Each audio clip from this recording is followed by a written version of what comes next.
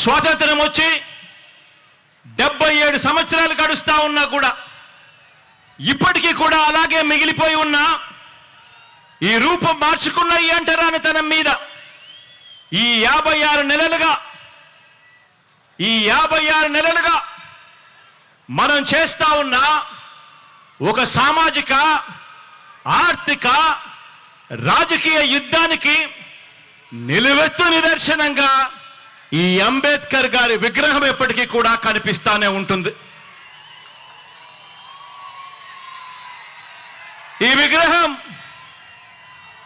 విగ్రహం దేశంలోనే కాదు ప్రపంచంలోనే అతిపెద్ద అంబేద్కర్ గారి విగ్రహం అని కూడా చెప్పడానికి గర్వపడతా ఉన్నా.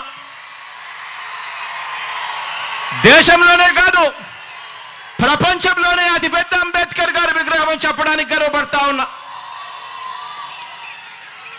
ఇది 81 అడుగుల వేదిక మీద ఏర్పాటు చేసి 125 అడుగుల మహావిగ్రహం అంటే 206 అడుగుల ఎత్తైన ఈ విగ్రహం దేశంతో కాదు మనం పోటీ పడేది ప్రపంచంతోనే పోటీ పడతా ఉన్నామని చెప్పి కూడా ఈ సందర్భంగా తెలియజేస్తా ఉన్నా.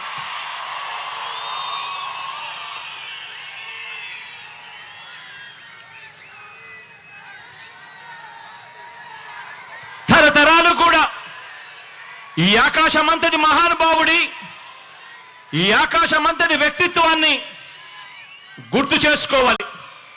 ప్రతి పిల్లాడు ప్రతి పాప కూడా ఆయన జీవిత చరిత్ర నుంచి స్ఫూర్తిని తెచ్చుకోవాలి.